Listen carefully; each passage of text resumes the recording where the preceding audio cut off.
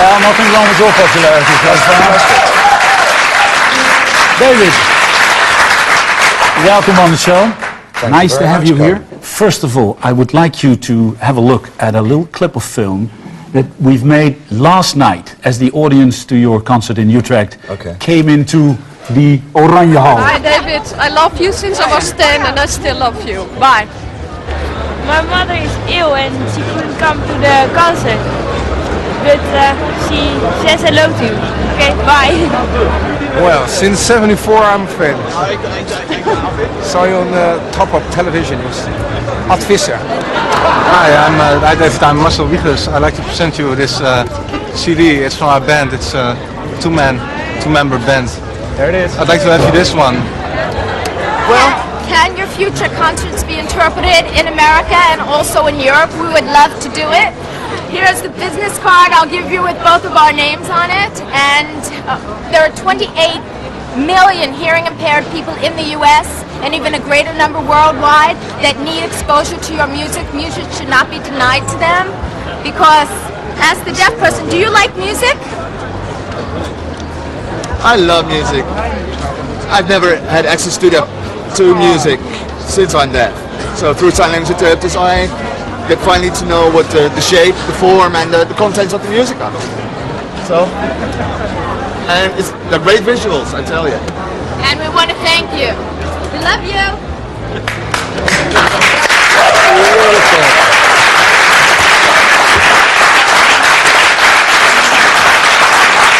I believe I saw that. You saw her last night? I believe I saw the girl last night. I think she was, my stage left. I think she had quite a party there. Could you believe deaf people buying your CDs? It's extraordinary. I have a friend who's hearing impaired, and his particular way is to just feel the vibrations coming from the music. And he's got fairly sophisticated in he can recognise instruments with the different degrees of resonance, you know. They actually want to go and do interpretations to all your concerts in America if you go there. I think that's incredible. Have you ever understood all those screaming girls that were just screaming, as they said, because he's so cute? I've never attempted to.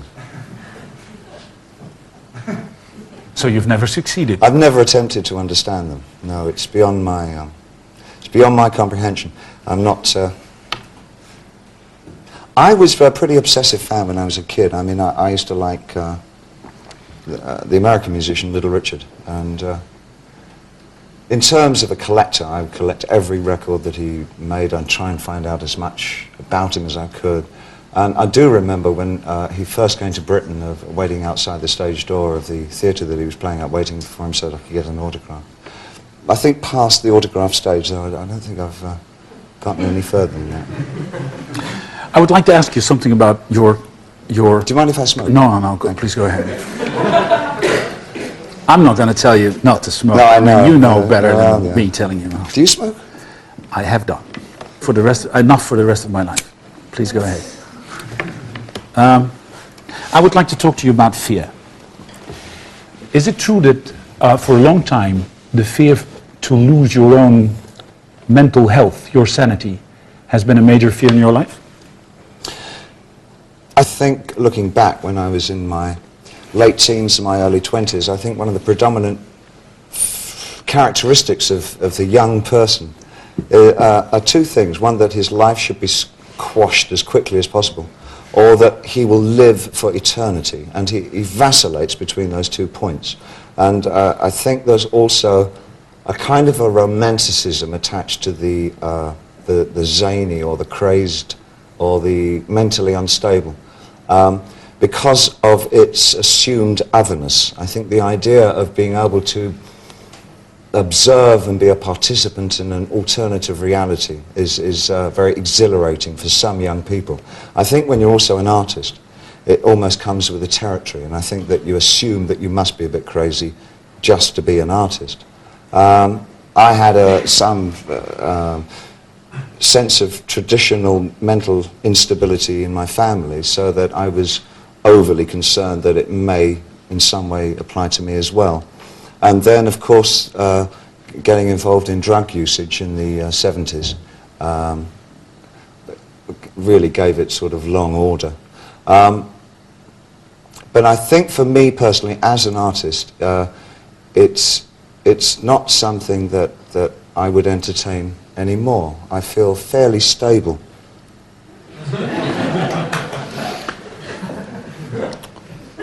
They're like, you should congratulate him now.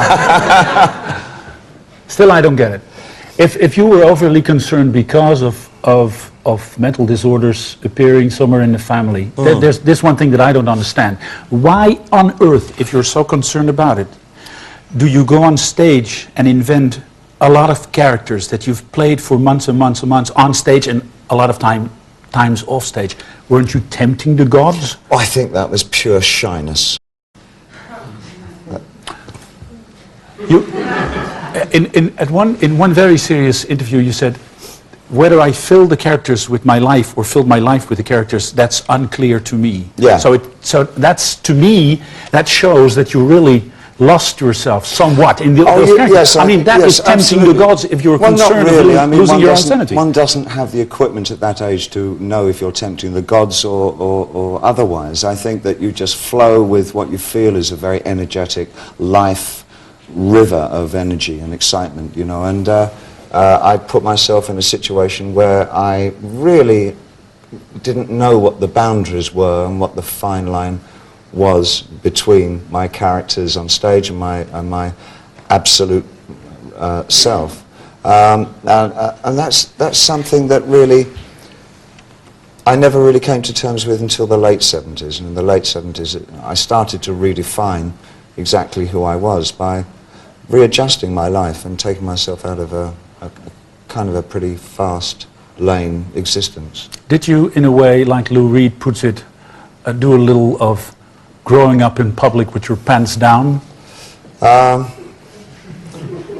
Rarely with my pants down.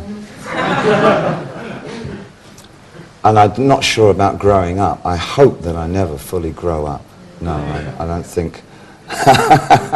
No, I haven't grown up, believe me.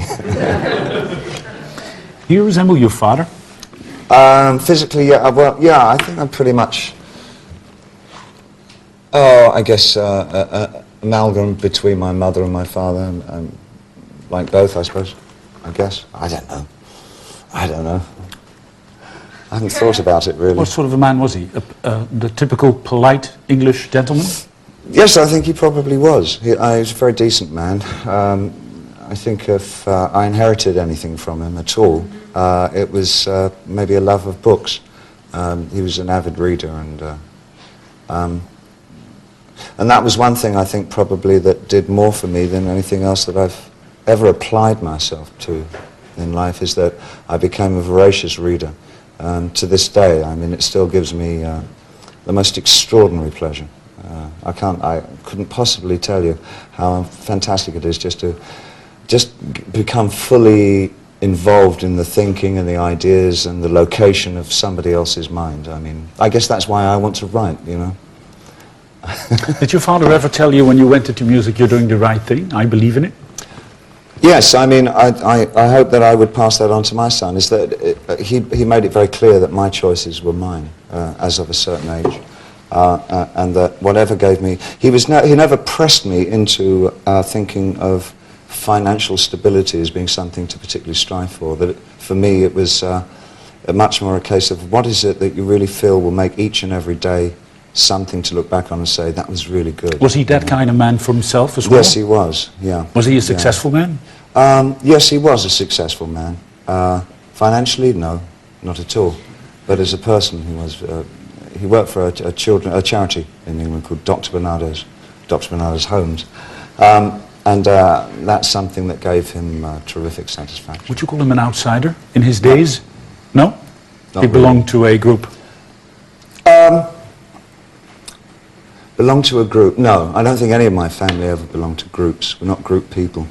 Tend to be quite sort of very self-sufficient people. Give us a book and a paintbrush and we don't really need anything else. What about your own fatherhood, if I may ask? How did you do it? How you were a single parent for, I don't know how many years. How can you be a single parent and play in plays, act in plays and I have absolutely no idea. You'd have to ask my son. I believe that we had always a very strong relationship. I don't know. There's no rule book to go by. I mean, he turned out to be a really charming, bright, lovely young man. I mean, he's a good kid. He's no longer a kid. He's 24 years old. Still studying. If they're 7, he's still studying? Yeah. What is he studying? He's taking his doctorate in philosophy at the moment. Yes! Is that what you want to do? Is that what you want to do? Yes? Yeah. Why would you want to study philosophy? I asked my son the same question. I have absolutely...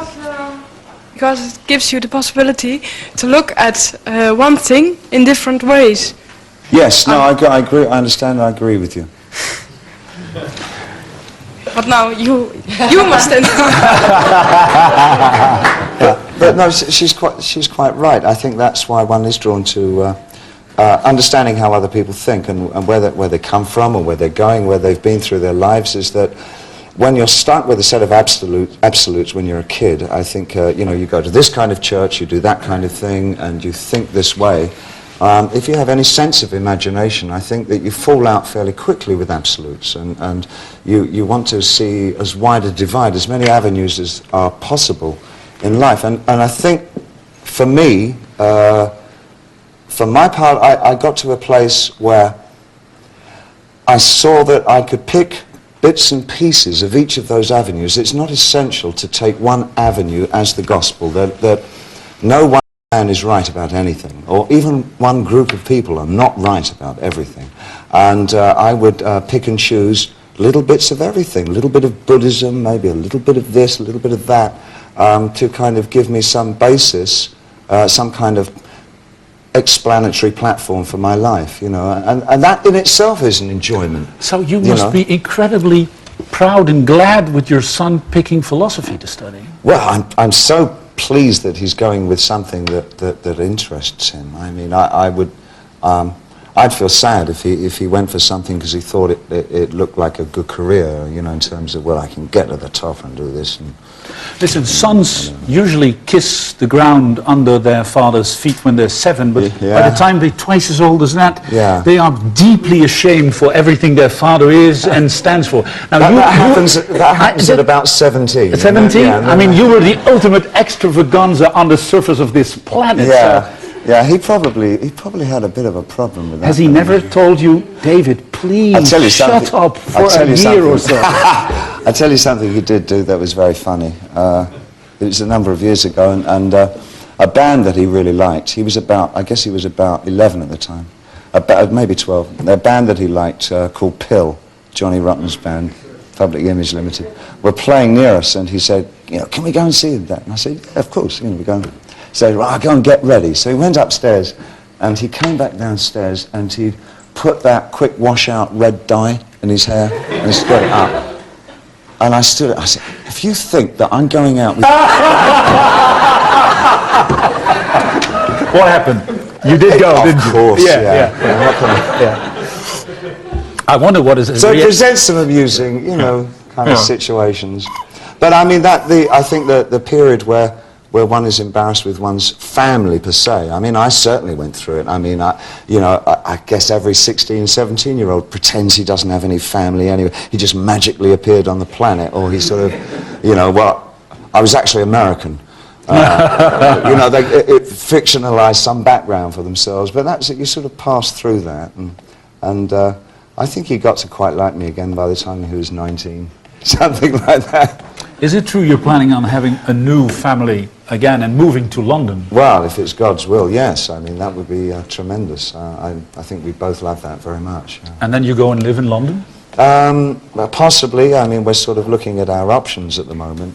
Living in the last few years have been, and probably will continue to be, pretty much travelogues for both of us, and especially for me, because I do intend doing a lot more live work. I am enjoying performance again, more than I've enjoyed it for years and years, and I'd just like to make the most of it while I still can, before I bring out my Zimmer. But I guess probably I'd be pretty hard to stop even then, really. Is it? I'd be the most incorrigible bore. I'd still be doing space songs when I'm 90. We'll give you a hint. We'll give you a hint. I'm sure you will. Listen, is it true you made an Arthurian tour with your wife? Yes, indeed. We. Where do you find all this stuff? They're true. Well, yes, the particular things that you've pulled out so far, pretty on the money. When I first met her, I mean, she really hadn't. She'd only been to London. By that time, by the time I met her, in fact, she'd already retired as a model. I mean, she retired in 1989. She stopped modelling. But the only time that she'd been into London to see anything of England was on modelling assignments. So she came in for maybe 48 or 72 hours at a time. And she really had absolutely no idea what England or London or any of that was about. And I thought, and I picked... I was so judicious. I picked the first 2 weeks of, the last 2 weeks of May, and the weather was just extraordinary. It's never like that in England. I mean, it was just quite beautiful. And we took a trip to the southwest of England and went through Cornwall and Devon and all that, and Glastonbury, and all to the apocryphal sites of where Arthur lived his life and lived his times. And she was absolutely thrilled and said, is this weather and this beautiful, is it like this all the time? Yes! Just have no idea how beautiful England is. This is the England nobody talks about. And it was just fantastic. So she has a completely full sense of what it's like to live in And England. you try to keep it that way. Yes. But listen, this is almost like sailing up the Avon. Yes, I mean, yes. Well, I'm a romantic. I mean, you've even taken on wallpaper designing for Laura Ashley's collection. No, what will be that's next? not quite accurate. The two names are correct. The wallpaper's correct and Laura Ashley. Would you bring that down here for a second? I don't believe this. This guy's got a piece of my wallpaper. Is this your... Did you play this? Yeah, I'll certainly sign it for you. Can I just borrow it for a second? This actually is a piece of the wallpaper that I did. I did not know. Who is this guy? I don't know. You're very welcome. Well, what actually happened... What is it? Well, let me explain it. What was happening is that I actually wanted to do an installation piece in a gallery show that I had in London, and it involved creating pilasters, which are sort of half columns that go against walls. And I wanted them to be fairly Romanesque in style, but they were covered in a really extraordinary and incongruous wallpaper. And you could take these pilasters and move them and put them on any part of the wall that you wanted, you know, sort of movable pilasters. And the one design that I did, I couldn't find anybody to print it because it's very hard to get wallpaper printed. And then Laura Ashley offered to print it for me for my installation. So it's not quite designing wallpaper for Laura Ashley. And what the wallpaper is, this particular one, that's an English painter called Lucian Freud in a Damien Hirst box. And Damien Hirst, as you may or may not know, is an artist currently in England who puts sheep in boxes. So it was sort of traditional art in the hands of modern art kind of thing. And that was one of them. And the other wallpaper was a minotaur with an erection. Which I'm quite sure Laura Ashley wouldn't be selling. Britain is changing, David. Britain is changing. Quite pretty for the bathroom, I think. Let me ask you one more question. If you're a minotaur. Can I ask you one more question? There's all sorts of people signaling. I have a choice. Yes. No, you don't. One last question. Yeah. Why do you want to go live in Britain again? Well, at some point in my life, I would like to get back to Britain. I think I miss the gossip. Not my line, I wish it was. There was a play written by Alan Bennett called An Englishman Abroad, and it dealt ostensibly with the spy Kim Philby. The actress Coral Brown went to see him in his rooms in Moscow. I miss the gossip. And she asks him, Kim, what's the one thing that you miss about Britain more than anything else? And he said, oh, the gossip. I quite feel like that. What I mean by that is that I quite miss a particular way of looking at the world that a lot of my friends... I've kept in touch, and in fact my circle of friends in England has grown considerably over the last few years. And one sort of misses their company, you know. Could it be so that you're not the complete outsider that you once was, and you just want to go I home? think I stopped being an outsider quite some time ago. It's that I just got to convince the rest of the world that I've stopped being the outsider that they thought I was. You've done a great attempt at this table. Thank you very much for coming to our little studio. My pleasure. And now we're going to take this table, clear the floor, make some room for your band to play, for you to move and to sing. Good. Dames en heren, David Bowie en zijn band. Hey, I'll take the table.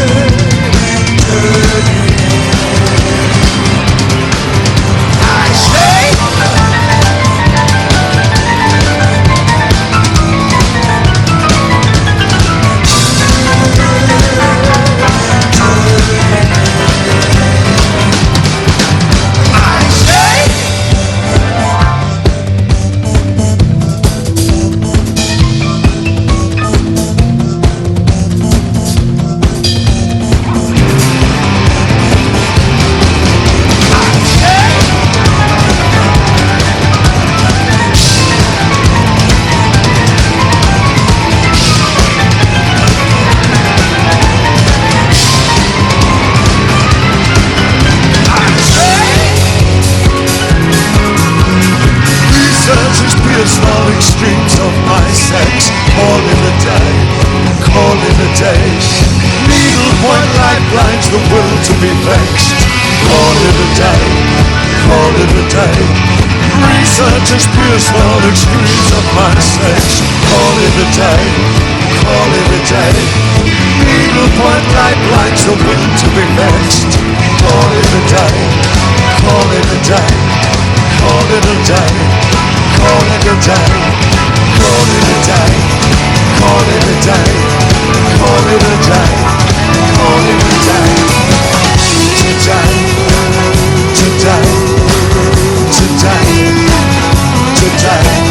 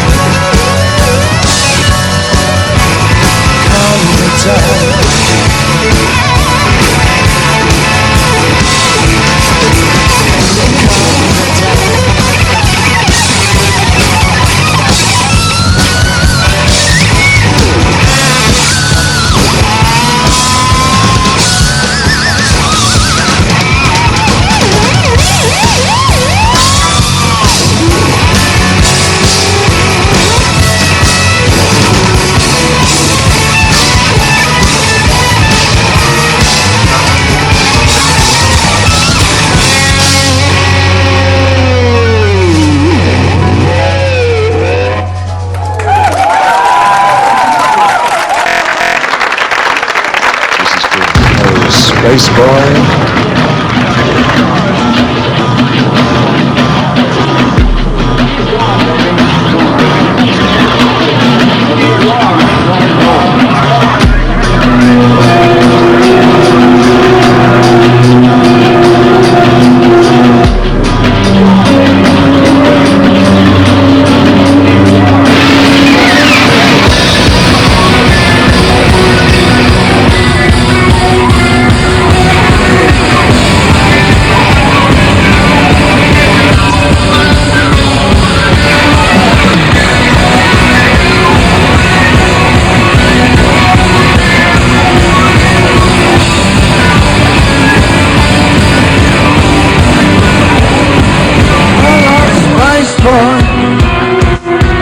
You're sleeping now, your silhouette so stationary. You're released but your custody calls, and I wanna be free. Don't you wanna be free? Do you like girls or boys?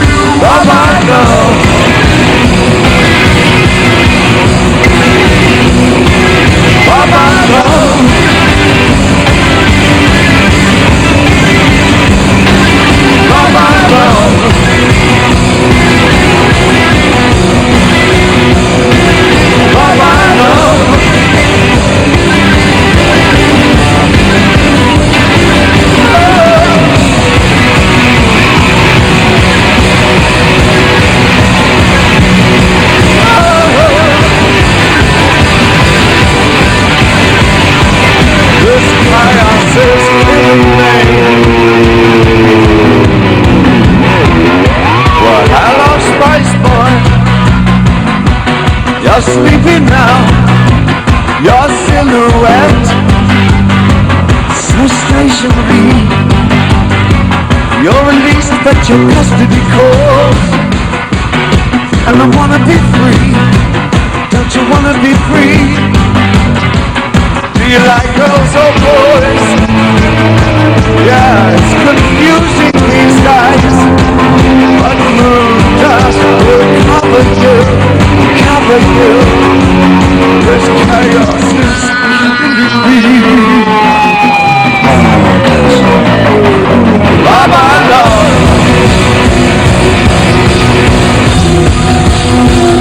Yeah, Baba love.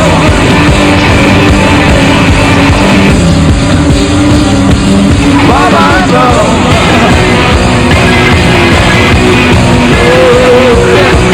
Baba love.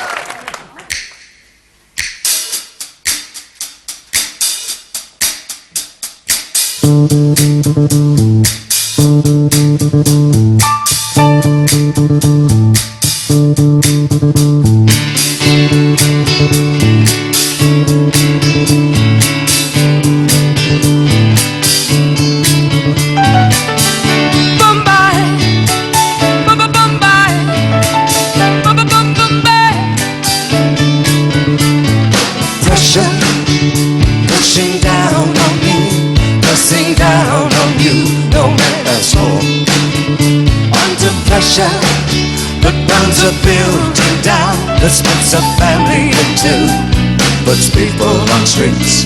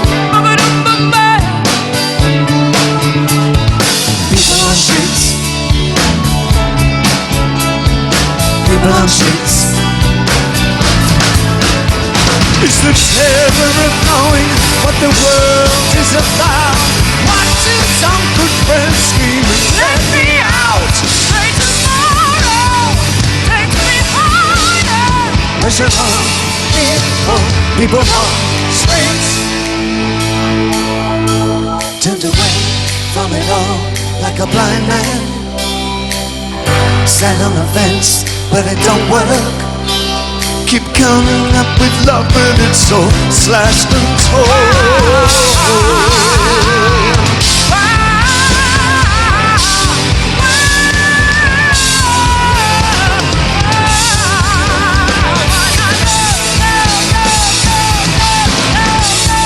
Insanity laughs under pressure. Why can't we give love one more chance? Why can't we give love one more chance? Why can't we give love, give love, give love, give love, give love, give love, give love?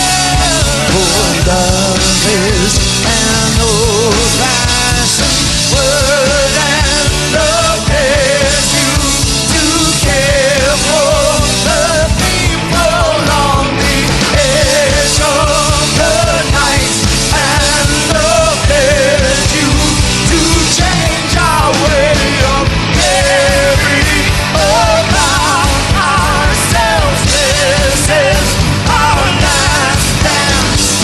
This is our last dance. This is ourselves. Under pressure. Under pressure. Pressure.